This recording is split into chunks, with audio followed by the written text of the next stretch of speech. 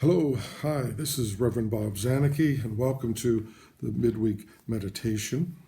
Today is Thursday, March 11th, 2021. I'm the pastor of the First Presbyterian Church in Wilkes-Barre. Well, I was outside for a little bit just recently, and it is beautiful here. And I looked, it was 76 degrees. Hard to believe from a little over a week ago or whenever that was. It was so cold. But I think spring is on its way. It's on its way. Which reminds me also that this coming weekend we spring forward. So make sure you change your clocks and that. Well, some of it for some of these new gadgets that's taken care of for us. But just in case you have some of those others that don't do it, spring forward this coming weekend, Saturday night. So this past Sunday, dealing with the season of Lent, considering the season of Lent, the preparation for recognizing and meditating on, contemplating the Holy Week with the entrance into Jerusalem by Jesus, and then the trial, Jesus' arrest, his trial, and then his crucifixion, as we then know what's coming up after that, Easter. But nevertheless, we need to go through this season of Lent as a reminder that there are issues in our lives that are very difficult, and that God has, through Christ, has suffered with us and is with us no matter what, from the time of the wilderness, the temptations in the wilderness, to when Jesus is on the cross, and then into the grave. But Christian hope it's always there. It's always there in the text, the subtext, one might say, is during the time of Lent. But we're still journeying through. And so this past Sunday, I spoke on the Christian persecution that's going on in the world today. I did specialize basically in Christian persecution, but also a little bit of recognition, which is certainly worthy of other religious persecution throughout the world. It's certainly not dissipating. Some would even say it's probably increasing because of the different despots that are out there in the world today, and the certain terrorist organizations and such.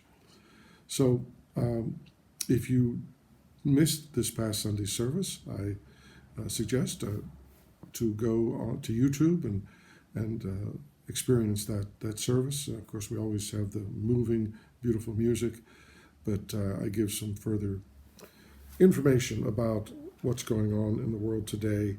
And I started with the Pope Francis's visit to Iraq this past week, endeavoring to encourage the Christians that are left in Iraq. So many have left. About 1 in 6 have left over these last years, due primarily to persecution.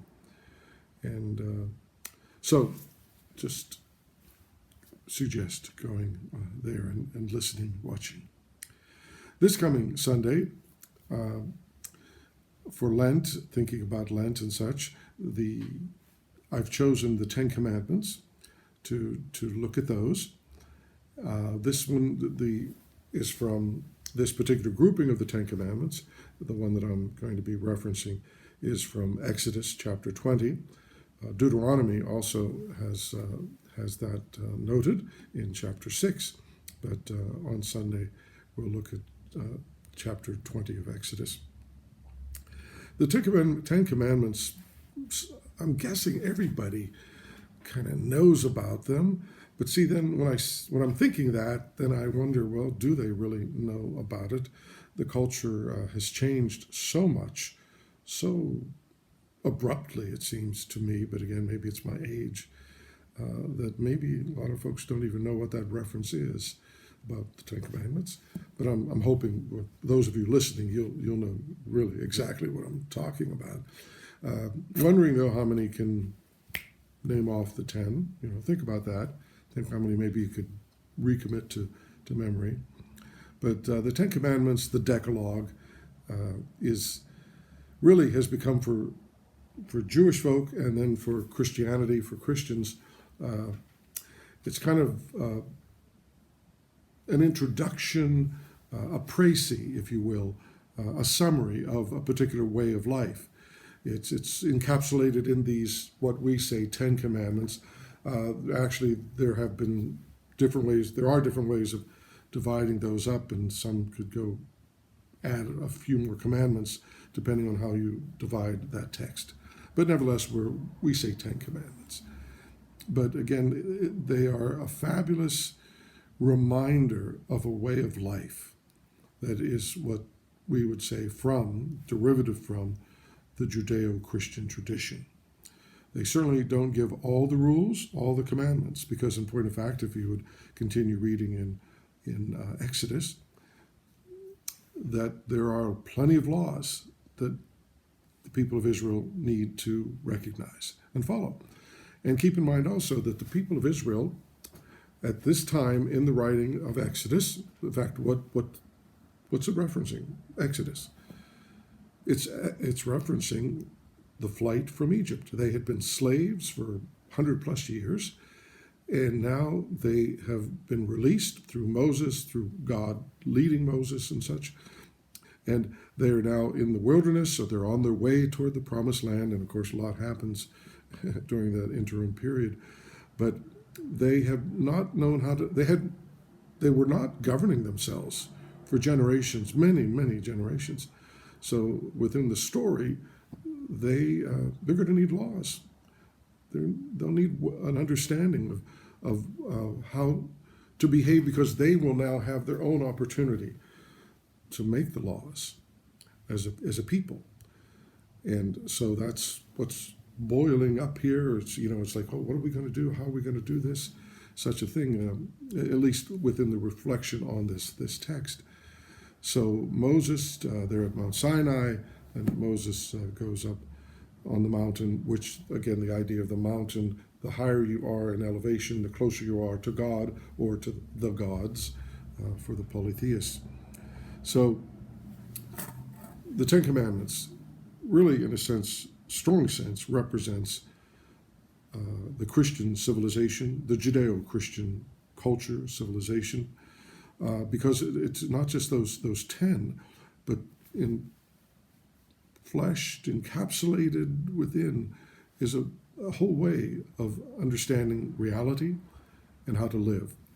And there are two, well, one could say, it depends how one wants to define these issues and such, but there are two major functions going on here in terms of how is a society, how is a culture, how is a nation going to become, to exist, and how will they continue to exist once they've somehow pulled together from families, tribes, to something larger as far as a community.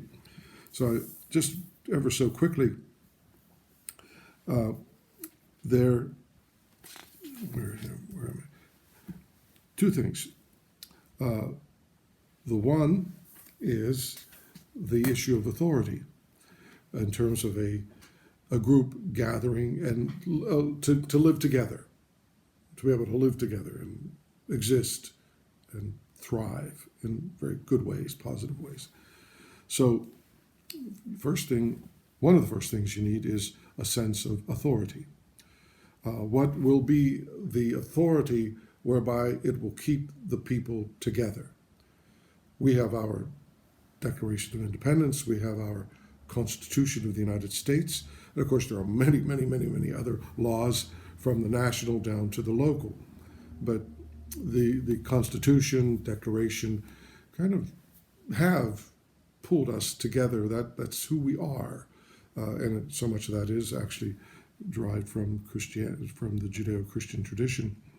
So anyhow, authority. So think about Exodus chapter 20, verse 1. And God spoke all these words, saying, I am the Lord your God, who brought you out of the land of Egypt, out of the house of bondage.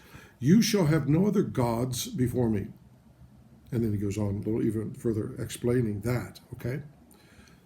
Only one God, an ethical God, a moral God that has expectations of the human beings, that they are to live a certain way, which is complementary to each other, to human beings. But the authority, within Judaism here, the authority is none other than Yahweh, God. Christianity would say that's the case also. Okay, but however you want to look at it, for any social structure to exist, there needs to be an understanding of authority. So you have that. And then you have the issue of humans living together with security, with justice, with peace, in peace. Okay, and of course, there are other ways one could explain it or use other words. But give you one, for example, in the Ten Commandments. We have the authority established. It's this particular God with particular expectations. Okay? But here's for human beings. The issue is, honor your father and your mother, that your days may be long in the land which the Lord your God gives you. I'll throw in another one. You shall not murder. Sometimes it's kill, but murder is more specific. Okay, then you shall not commit adultery. You shall not be unfaithful. You will not break up the family. Okay, that is so pivotal to the structure of the culture, the society. So, again, we need authority in order to live peaceably, justice, and we need laws, rules of behavior. And so, again, I'm just scratching the surface, but we'll look further into this on Sunday in the sermon and the overall theme within the service itself. So, my friends, I hope you're enjoying the day, and I'll look forward to hopefully seeing some of you in worship. Otherwise, hopefully you'll see me and some others in the worship service this coming Sunday morning. God bless, and we can be ever so grateful for our scriptures and for the truths we find within, such as the Ten Commandments. God bless you.